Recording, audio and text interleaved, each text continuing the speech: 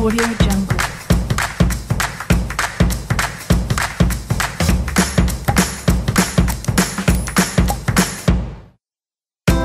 Audio Jungle.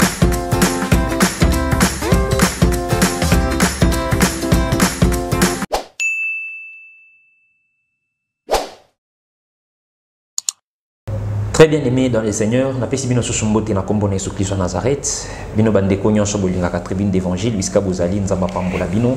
Je suis très content encore lelo kozala na kata bandako na bino, kozala na kata mituka na bino, na ba téléphone na bino, partout vous vous trouvez, bino ba obo pesa biso confiance ya ko landaka biso butu na moi nzambe a pambola bino. Je suis évangéliste Emmanuel Kisema oyo bozala makoki pe tango nyonso ya ko landaka na kata émission na bino ça marche na tribune d'évangile. Na zopesa merci na bandeko nyonso équipe technique ko bazali ko songa biso ndeko Johnny Milongi ndeko Pichu Kizaza ainsi que équipe Mobimba oyo baza ko tambusa biso na kati ya émission oyo tozo continuer ba série na biso ya malakisi tolobaki ke mbala obuko mona to koyamba basala nzambe tellement ébélé.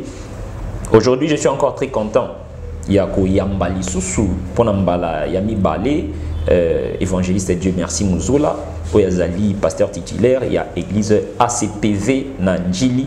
Non seulement il est pasteur, je signale aussi que Azali, artiste comédien, Oyo Ajouaka, na troupe Le Bon Samaritain, Oyazali conduit et pas il y a pasteur de la foi. Bien-aimé dans les seigneurs, aujourd'hui avec lui, toko partager tellement Oyazali très important pour l'église Nabisoulelo. Thème de mission de phénomène combat spirituel dans l'église. Boakamoto, loba feu, loba tout ça là. Apport na yango na église ezali nini. Deuxième chose, est-ce que tout le monde a des avantages, tout désavantages na yango sur le plan social. Ezali spécialité, tout ezali don. Bien aimé dans les seigneurs, nous avons pas pour la bino. Vous s'abonner massivement, vous cliquez la biso j'aime, commentaire pour que vous soyez deuxième numéro il y a émission na biso pe ozala abonné pour na ozwaka ba émission na biso tango nyonso tokotia. Moussa Nzambe, bonjour. Bonjour papa Emmanuel. Les deux associés vraiment na esengo ya koyamba yo pe kokutana lisusu. Vraiment. En tout cas Nzamba zwa lokumu. Lelo tozo partager ensemble sur les phénomènes combat spirituel. Quand on entend ça, on sait Nzambe, bino ba obozo tambusa biso na kata ba église. Bolingi boye bisa biso nini to bolingi bote biso nini sur le combat spirituel. Merci beaucoup papa Emmanuel pour la question posée ngai. Na peste d'abord merci bandeko balanda biso la semaine passée pour te parler sur l'immoralité dans l'église. Les lots sur boza branché, merci na nego s'abonner. Tindian de lien et émission vous a décidé parce que l'équipe on les rappelle émission à tribune d'évangile pour lundi saboni manabino. C'est quoi le combat spirituel? Bon bref, le combat spirituel c'est une élite entre les deux camps ou encore une élite entre les deux armées, c'est-à-dire l'armée de Jésus-Christ et l'armée satanique. Il faut que tu aies deux armées. Voilà. Et l'armée de Jésus-Christ, il y en a deux dimension. Donc, l'armée visible et l'armée invisible. L'armée invisible de Jésus-Christ, tout dans la première position. Jésus-Christ est lui-même le chef de l'armée de l'Éternel, suivi par ange au babunda ensemble. Et l'armée invisible, l'armée de Jésus-Christ visible est la église. Donc, la première position, on a ministre de la parole et puis on a bandimi. Et l'armée invisible, il y a Satan, ils allaient dans la première position, il y a Satan, et puis na ba ange qui na ba ange de chi, na ba démon. Donc Satan, ba ange de chi, na ba démon. Et l'armée visible et à Lucifer, tout à Satan, ils allaient ba sataniste, ba nganga, ba occultiste, ba magicien. Tout le monde va travailler en âme et conscience pour le diable. Donc c'est ça un peu dans mon poussé où ils allaient sur le combat spirituel. Donc deux armées wana, deux kobunda na bango, c'est ça le combat spirituel. Donc c'est ça. Merci Moussala Nzambe, nous avons compris la définition puis le concept il combat spirituel. Alors Moussala Nzambe tu ngaki to le baké lelo combat spirituel, je sais que tant ba église banda qui l'église des réveils tout ça là tous makambo toujours mon lelo yango te to banda ko mona komi tia kopo likolo ya télévision komi ba komi côté kabaju komi ba komi ko donc c'est à dire que on a falsifié la parole de Dieu dans que ozala lelo to webi que combat spirituel lelo est commis à la base ya ba destruction ya ba famille ba komo kanga bana bandoki papa ndoki tata mwasi ndoki tout ça là donc combat spirituel est commis et eu place ko les repentance ko les makamunyo sur la katia église. Alors le tozomi tuna réellement quel est l'apport il y a combat spirituel na kati ya société ça na kati église na kati famille apport ya combat spirituel eza penza nini pour que soit place na yango ningi place lelo. Merci beaucoup Évangile Emmanuel. D'abord on a tout expliqué sur apport to aussi maintenant place sur le bakiwana et bando beba boyna boy. On va comprendre d'abord par rapport à thème tolobia pose donc il est là phénomène combat spirituel. Le combat spirituel n'est pas un phénomène vraiment. Le combat spirituel c'est une réalité. Même dans le colo et banda combat spirituel banda le colo. Lorsque vous lisez dans Mukanda Apocalypse chapitre 12 verset 7, la Bible dit il y a guerre dans les cieux. Michael et ses anges. Donc il y avait déjà guerre. Il y a Satan, na Jésus-Christ, dans le colo. Et tant que Satan a quitté, Abundi qui armée invisible, on a expliqué qu'il y a armée invisible dans les bandits. Donc Abundi qui armée invisible, qui était Jésus-Christ avec ses anges. Tant que aïe ce qu'on Abundi ça armée visible aux églises. Il y a un moment dans le colo, malheur à la terre. Les cieux réjouissez-vous. Donc parlant dans télé mais bandit délivrance c'est la réalité, non délivrance c'est la réalité. Et banana le colo na 16 salma. Mais place comme bilinga ezali que tu vas côté ici d'abord sentiment hein au moins onction tant latio sentiment pe contact tout le monde pas frère Moïse samba bisi loba na libange misama ye sentiment ya bonzoto ah peuple de Dieu est-ce que libango mai ko bima hein abeta mo film sentiment de côté nzamba sala même na sa sentiment mais il pini na sentiment Moïse nzamba bimisa mai mais nzamba pini Moïse habitala omoni mboka ngomoni mokota ngote donc na 4% de mingi on le colle dans onction à côté c'est un sentiment kibokoko et côté na kati kibokoko et côté bien le Seigneur pour la lobby to kendete au-delà na ko mama bien que toi makambo kata pikula vuza tinda moto mais ce qui n'est pas écrit dans la parole de Dieu c'est diabolique. Pour la lobby j'ai posé le fondement comme un sage architecte. Moutou azoko ya poser après a posé bien en sorte que Abel s'était au-delà de poser. Donc dans le christianisme le fondement a déjà été posé. Il y a des côté. Donc oui continue le comme bilinga ba sal na Nzambe ko bazo mona ke batu babika na nzela na bango. Bien mais aucun pasteur n'a droit de délivrer quelqu'un. Si vous terminez sur le rapport de délivrer c'est un menteur, c'est un orgueilleux puis c'est un sataniste.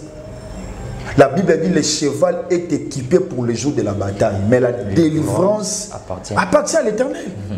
Nous sommes des simples vases, des simples instruments que le Seigneur nous utilise sur la ligne.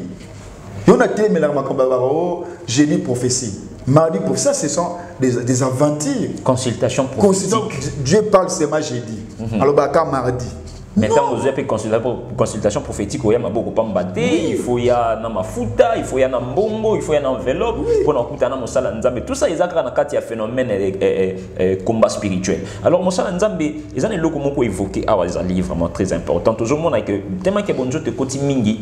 Toujours, on a les lots, bakomi, en fait, na télé mais la kangote parce que moi je dis que l'eau qu'on a de comélingate, je peux pas dire que ça n'existe pas, mais mbisi azobi manakati nzoto mutu. Ligoro doit zobi manakata nzoto mutu toujours mona na nzila ya combat spirituel en fait toujours assister na ba pratique ebele toujours baté est-ce que ça kaka bonzambe eza bokoko ezali façon ya quoi tirer batu ou bien il y a quelque chose qui se cache derrière ça c'est quoi et on dans le bien les bandits on a dit bien que papa Emmanuel to bengango phénomène parce que comme moi bizarre vraiment. Normalement, c'est une réalité. Le combat spirituel est une réalité. Mais comme phénoménal, pourquoi? Parce que bato bakomi kokotisa ba sentiment ki bonganga na ki magie na kati. Frère Paul, c'est lui qui nous a donné la lignée de l'église. Et ici, on a Ephésiens chapitre 6 verset 12. Ephésiens 6 12 a dit, nous n'avons pas à lutter contre la chair et le sang. La chair veut dire quoi? Tout ce qui est visible. Oui, oui. Pour lutter contre la chair, ce qui est visible dans le combat spirituel. Pas bien un combat spirituel. Spirituel, c'est quelque chose qui est abstrait. Mais lorsque la chose devient concrète, on est comme une magie. Tout le monde a kalamuto. Non, c'est la magie dans l'église. Paul a dit de lutter contre la cherté, ni contre le sang, mais contre la domination, contre le prince de ce monde. Contre le prince de ce monde, contre les choses sataniques. Ce que vous mais ce que mbisi wana bina lokolo na vanda na mai ni parce que mbisa vivra na mai ni lokolo vanda na c'est diabolique. C'est ça, c'est diabolique. Car nous n'avons pas à lutter contre la chair et les sangs, mais contre les dominations, contre les autorités, contre les princes de ces mondes de ténèbres, contre les esprits méchants dans les lieux célestes. Oui. Maintenant, Moussa Nzambe, à cause du phénomène combat spirituel, ma famille comme Kabwana. Oui. Moi, bakangi papandoki, bakangi mamandoki, peut-être azari qui n'est malade mental, wana toujours bundali sous contre esprit mais comme contre le sang et la chair parce que au monde sous montana na wana bayoka na kate aucune église par exemple prophète ou pasteur et ceux qui non mutazo bundu sezan de kono tel wana bimana ndako wana mutana abimi na ndako sans que azela temps ya nzambe mabimi na temps ya muntu. Les conséquences qui suivent après. C'est ça un peu. Il est écrit dans mon canet à l'épître de Paul aux Corinthiens, je pense. La Bible dit, nous avons réussi le ministère de la réconciliation. Si l'évangile est au panza, mabota, c'est que ce n'est pas l'évangile de Dieu. Parce que Christ est venu pour nous réconcilier. Lorsque nous délivrance vrai, mais à tes sentiments. Et à Moussoussou, Azapena magicien, mais il y a une église qui il y a des serviteurs de Dieu qui sont dans la église. Na piscine à Bethesda, nous sommes na piscine, babiki, nous sommes lève-toi, prends ton lit et marche. Bien-aimé dans les seigneurs, délivrance, ezo qui paie pour pasteur, pour nani, pour nanité, mais Esengeli Jésus-Christ à Nazareth, appelle ça accord à la base na yango. Toujours assister à un phénomène mosusu où ils allaient que batumi susu bakomi komi mabatu na bangomba batumi susu akei na yokuna busali 3 4 5 jours bukiti et tant beaucoup yawana il faut opesa ba offrande il faut opesa ba au monde tout ça là ndenge nini délivrance est comme monnaie. La délivrance elle est devenue monnaie. Or Christ azala qui soka zoleka ta foi t'a sauvé. Yesu akekuna moni muta avec la tché soina poto. Mais aujourd'hui pourquoi la délivrance, le combat spirituel est devenu monnaie? Donc parce que na sambeli nzamba salio grâce au boti il faut opesa eloko moko boye. On sala nzambe. Merci. Nazo baté comme épidémie tonine. Moussa nous nyoso comme na système bangomba on a mususu azar kati église dans une équipe intercession non église mais a créé ce leur ngomba bon ni habité sur na go krito go ba on ni mais na on montre une épidémie mais par rapport à kambo pesa mbongo comme pesa mbongo pour la délivrance na ba on ba so moni pasteur abina yo pour na sambela pour na yo pesa mbongo c'est un aventurier c'est un aventurier donc on a droit et on a offrande moko te ko ya ko fungula yo non sauf que so ba sambeli pour na yo obiki mutuye moko dans la reconnaissance na oza baseli Bible le dit que ce ne sont pas vos bonnes œuvres pour sauver bino et ça c'est que faut bon on est kana yo bon maman ba l'église na mona na ye azana sorcellerie abina qui n'est pas pasteur moko boya abina ngai faut na pesa temps mais na ba radio ba teva lo ba ya rapa na biso boye na botan OK pas na bango faut pesa $100 na ka sorcellerie moi non da sali 7 ans il faut pesa $200. Ça c'est la magie, ça c'est le comex. Nous avons réussi gratuitement et pas en Zambé tout gratuitement. Oh, Pierre, on a 1 Pierre je crois 4 et 10. abina biso na moto atia la disposition à bateau grâce au Yahweh Panzam. Le combat, la délivrance aux juifs, c'est une grâce au la péché. Il faut souligner la biso, c'est Dieu qui prendra soin de toi. Oui, papa Emmanuel, il y a un test moi ça l'a plaisir dans la Bible. Oui, motivant ça sans intérêt. Je parle de cause dans Exode 2 ou 3. Moïse a commis un appui. A coûté 7 filles. Il y a Jétro Baoto Kamai. Et pendant Baoto Kamai, il y a menacé papa Berger Moyangam. Moïse a été à Bundeli Bango na défense. A Tokisi Banana Basi Mai. A Seni Bango infranté. Dans la Bible, Banana Basi Bapespe Moïse a été excité. Que ya Moïse m'excité sur Mibisoté. Bazaki même un grand vis-à-vis na Bango. Baké na Bango. Tant ba komi papa mon Bango ya vent. Biboye au point. Abi ah. Tokuta na Égyptien mo boyinda sungi biso. Balobi botiki ye bongo pourquoi muta sungi bino bo bengela ngai bakezo Moïse ayebisi bapesi Moïse musala otolukaka bapesi ndaku o muta lukaka bapesi ye na nini na mwasi yo tolukaka tu dozu ndaku ozu musala ozu mwasi mais yango déjà base donc asungi bana les 7 filles de Jétro ce sont nous l'église bandimi wa ba na l'église. Mais papa, j'ai 3 alliés aux Anzamé dans l'école. Lorsque tu sers le Seigneur, il faut y avoir récompense.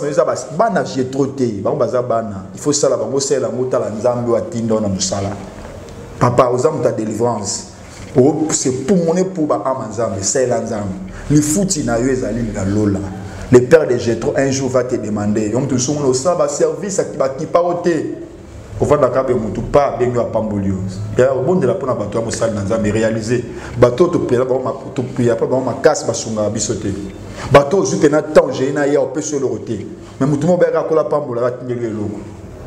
Kola Pambola yo assommé le logo capé sur le go. Ça ils en j'ai 3-6 moté ma tout monde Pambola. Donc servons le Seigneur la tranquillité comme il dit 1 Corinthiens chapitre 15 verset 58. Hein? Je vous conjure de servir le Seigneur. Soyez fermes et inébranlables. Tous ces ensemble de miens amis, sachez que notre récompense est 20. 1 Pierre chapitre 5 verset 8 à 7. Soyez sobres, veillez. Votre adversaire, le diable, rôde comme un lion rugissant, cherchant qui il dévorera. Résistez-lui avec une foi ferme. Et c'est bien aimé pour résister. Zalande na kundima. Kocha kundima na pasteur te na nante parce que za muntu akopé ko kufa ti azande na kundima et pas na nzambe, sachant que souffrance haute aux comme a les a imposé par ma frère na biso. Bien aimé dans le Seigneur. Lorsque vous avez la foi ferme, faut pas plus amour à la parole. Dans la parce que la foi vient de ce qu'on a. Exactement, c'est ce que je voulais dire. Les Congolais, les chrétiens, les parole nous allons comprendre même que ce qui est totalement là, mon église au commissaire yango domaine na bango, il y a peu de paroles parce que tant qu'on peut si verser que non Pierre avait dit, boyoki Pierre avait dit, ba vandeli na avait dit wana pe prière na bango na avait dit. Et aussi au komona que bandimi ba sambela mingi mais c'est le pasteur qui prie beaucoup, c'est lui qui fait des déclarations na avait dit wana. Oui. Par contre, dans les églises sérieuses où ils ont dit que non, on peut passer à la combat spirituel, mais tu dois trouver d'abord la parole. Et après, on entre maintenant dans la prière. Saint-Esprit, nous avons mis ma bino jusqu'à dire ça, la démonstration, il y a puissance. Donc, papa, tu as deux concepts dans ta Bible. Il faut que tu aies deux concepts. Tu as un combat spirituel, tu as la délivrance. Il faut que tu comprendre. Le combat spirituel n'est pas la délivrance. La délivrance non plus n'est pas le combat spirituel. Donc, la délivrance, le fait moutou a l'incapacité de combattre. Il est lié ou possédé. Donc, lié, il est possédé par les démons. Là, la personne est incapable de combattre le diable. Il peut être lié dans le péché, il peut être lié par les lois de famille, ainsi de suite. Là, cet homme-là va passer maintenant par une cure d'âme. Donc, une solo, il y a cure d'âme, service à prière. Un intercesseur ou bien pasteur.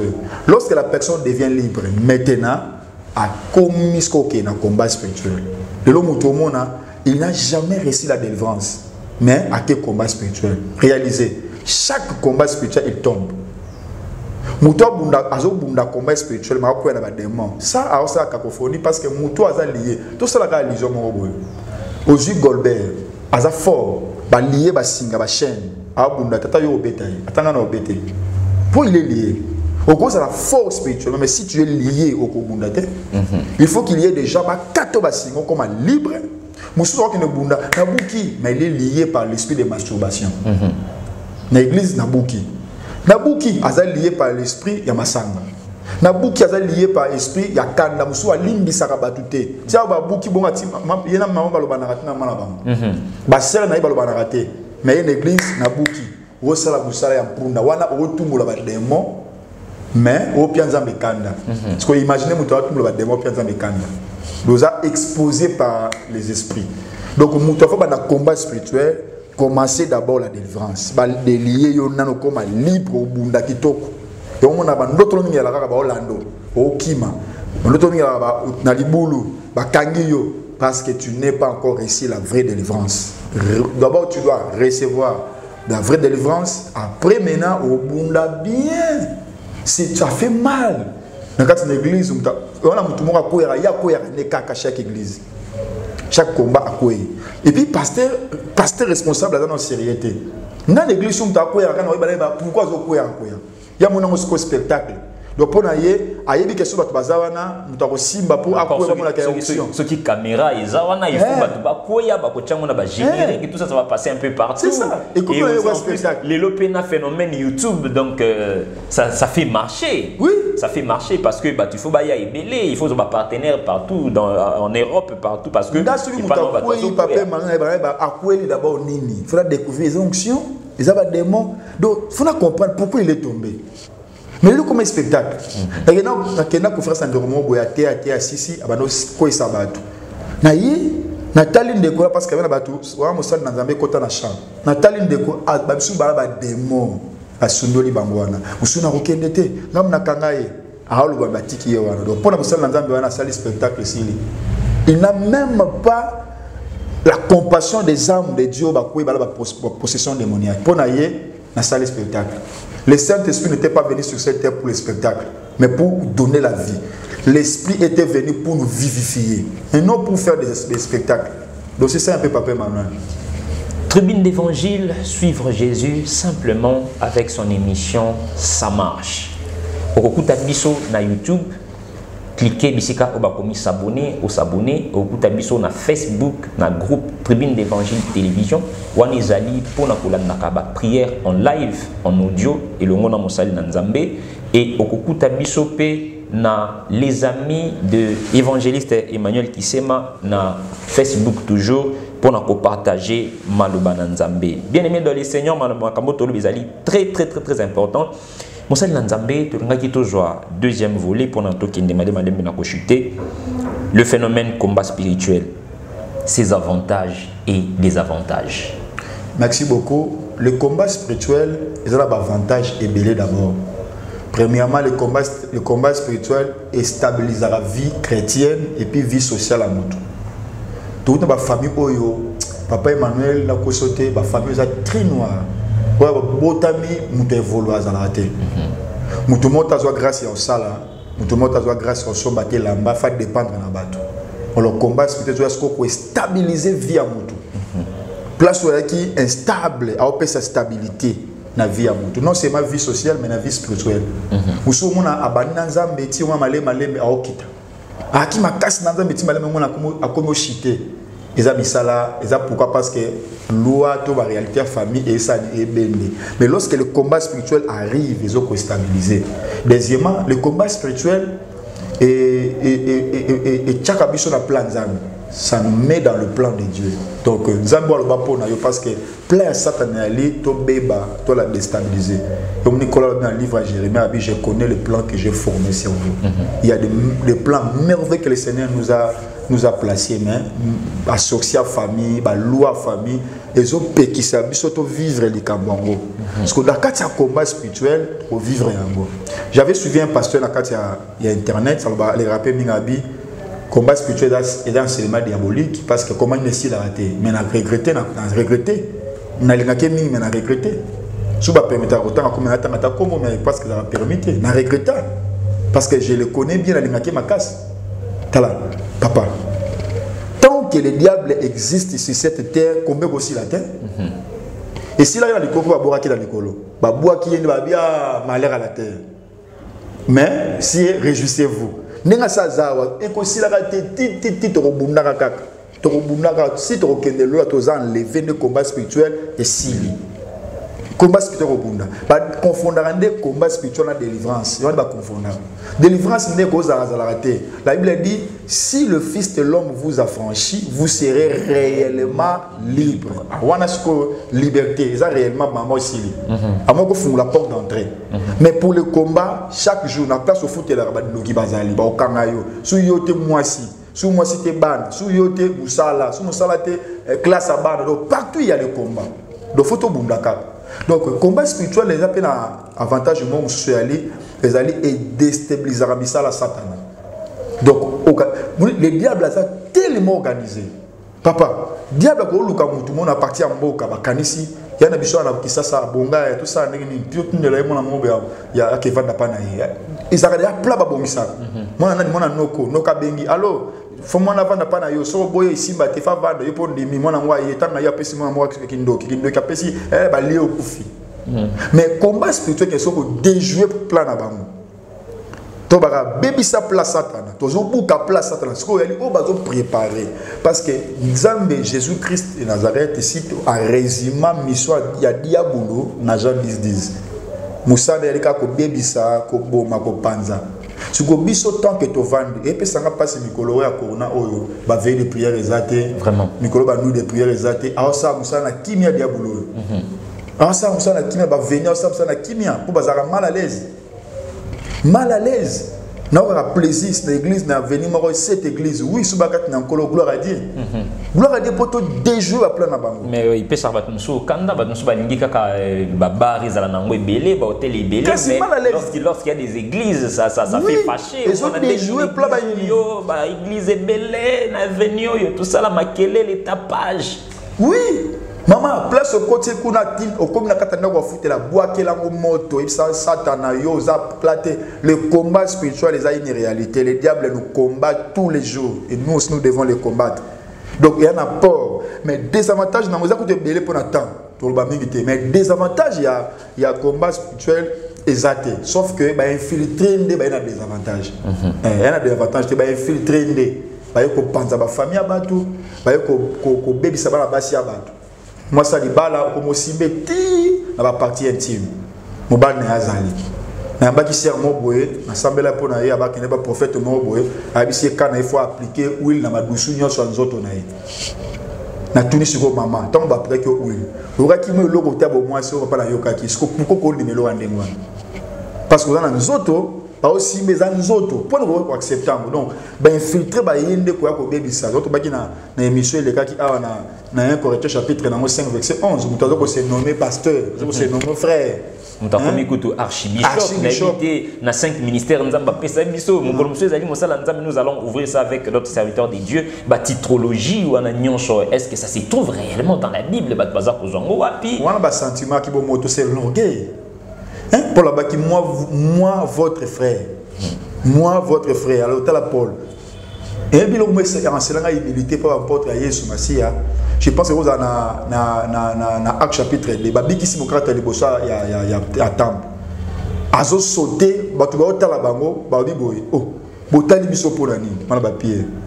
Bo sa zoro misi bisonde mutobi qui si muto, bisoté. Kotala bisoté, bisoté. Ezali Yesu Christ bo négliger qui ndé wana mto samba kama. Mais biso le lo wana isa cop ba ocha wana ba générique tout ça là. Donc ba infiltrer bo bima pardon. Jésus-Christ était venu sur cette terre pour délivrer. Hein? C'est comme notre frère Paul, Paul, dans 1 Timothée chapitre 1, premier verset 15, a dit cette parole est certaine.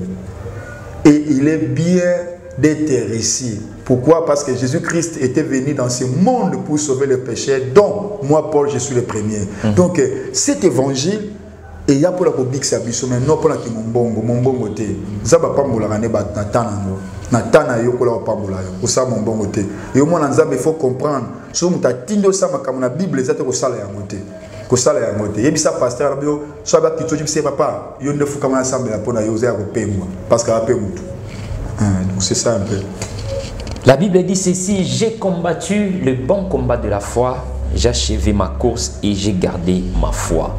Donc par rapport à verset wana tout le monde a chasser les démons, délivrance et pour tout chrétien. Mutu to apesi vie n'est pas Yesu Masia aza chrétien ana grâce wana ba démon sort de moi qui mais mutu apesi de Yesu Masia dans le roi les 7 filles de Séva, nous te chassons au nom de Jésus-Christ. Du nom de Jésus-Christ que Paul prêche. Il n'avait pas Jésus, mais il parlait de Jésus-Christ que Paul prêche. Au début, suite, donc, mais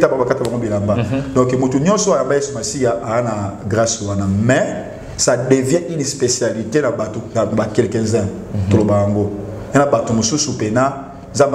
grâce comme une spécialité. Moi, je grâce comme une spécialité.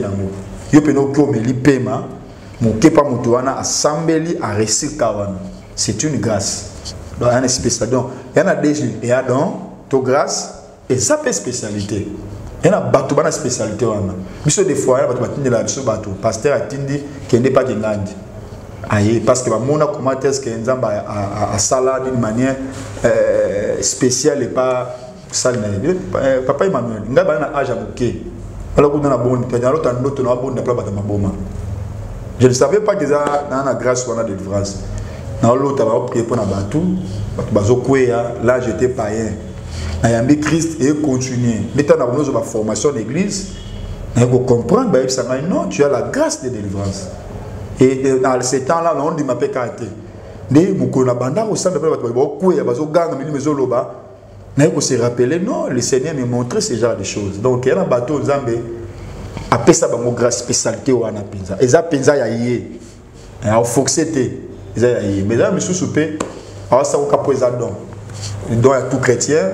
C'est un peu sort, Abimi. Parce que mon ensemble, Dima, Abimi. Donc, c'est ça un peu. Donc, tous les deux ont une bonne réponse. Ça peut être un don. C'est aussi une spécialité pour les uns. Donc, c'est ça un peu. Merci, Moussala Nzambe. Nzambe, apambo, la peuple de Dieu, nous sommes qui vraiment branché dans la tribune d'évangile. Phénomène combat spirituel, qui na Moussala Nzambe, tout le béli vraiment. Nathan Moulaï, bien qu'il ait temps, ils ont couvrir Nassimana Bisso, moi vraiment to approfondir ma casse exacte, mais Nzambe soka sali biso grâce to kozonga pour na kolobela yango. Je suis très content na pesibino nyonso. Merci. Merci parce que vous avez ébélé, vous avez continué à s'abonner. Merci na bandeko nyonso obozoza mutima malamu ya ko partager. Tout le monde a battu somo na atindelio par exemple image moko ya concert, to image moko ya ko sekisa et le komoko. Mais les gens ont cette difficulté là pour partager message to ba émission ya bana Nzambe. Mais je pense que ndengota biso na tribune d'évangile, tu auras ces temps là ya ko partager ba image na biso pour que peuple de Dieu bazwa kimia. Vous en avez besoin na biso benga biso na ba numéros ali affichés na écran pour que tout solo là pour que tous les cas dans le sambo, tous en a besoin de suggestion na bino, tous en a besoin de question na bino, tous en a besoin de apport na bino, to kozongo ndenge nini na nzela ya commentaire na sia ba image na biso et aussi même na WhatsApp, to na Facebook ozwa biso na Emmanuel Kisema, to ozwa biso lisusu na groupe Tribune d'Évangile TV, okukuta biso tous ayuana ensemble. Nazo pambola bandeko nyonso o baza ko soutenir biso. Nazo pambola équipe technique na biso ndeko Johnny Milongi azana caméra ainsi que bandeko mususu pe bazali. Nazo pambola ndeko nyonso o baza ko permettre que misala nzambe tambola liboso. Je salue ma femme Maman Bijou Kisema biso zali nzamba pambola yo pe na pamboli ban na ngai nyonso ya groupe Prions entre nous. Musala nzambe, nous sommes arrivés à la fin de notre émission, un mot de la fin pour le peuple de Dieu Bazako Talabiso et ainsi aussi une salutation et pas bandeko union sur Bakipo Bayo à vous le micro. Merci beaucoup Basal Banzambe Basal Nanzambe, merci pour la attention na bilo pesa kibiso na lesa bloka ya combat spirituel ezaka précédé na délivrance. So za mo Christo place au vendre so nanu oza délivré zala contact na mosala na Nzambo aza spécialité na ezango pour sunga yo bosola yango po bika bato mingi bazonga na mokili et ça à cause d'un manque et à vraie délivrance. Et puis, il y a autant que le diable est sur cette terre, il y a toujours les combats, et ça toujours continuer à titre auquel nous allons enlever. Merci beaucoup, Nayo. Merci Mingi. Merci na Batoualandi Biso. Merci na l'église ACP, Assemblée chrétienne de Vainqueurs, Otozo Kamba. Pe bande konyoso yo balinga biso. So ya posa oso na biso to na posa oso la prière na musique place au vendre aux à la soutenir dans le sambo. Au bengi biso na plus 243 89 82 38 118 to sambe la pona yo et to sunga yo. Partagez lien, s'abonner en sorte que auto sala et la soupe na continuité afin que Nzamba lola me la soupe pambola. Kola pambola bino, merci beaucoup. Kolo apambola bandeko nyonso ya centre missionnaire Antioche, bandeko ya église CFC bana pasteur de la foi, Nzamba pambola bino, Nzambe apambola ba chrétien nyonso bisika bozwami, Nzamba pambola papa Jacques, maman Mimi, maman Soraya, Nzamba pambola maman Élisée Thomas, Nzamba pambola peuple de Dieu mobimba. Kimia ya Nzambe ezala na bino. Tokutana na émission mosusu na grâce à Nzambe. Amen. Audio Jungle.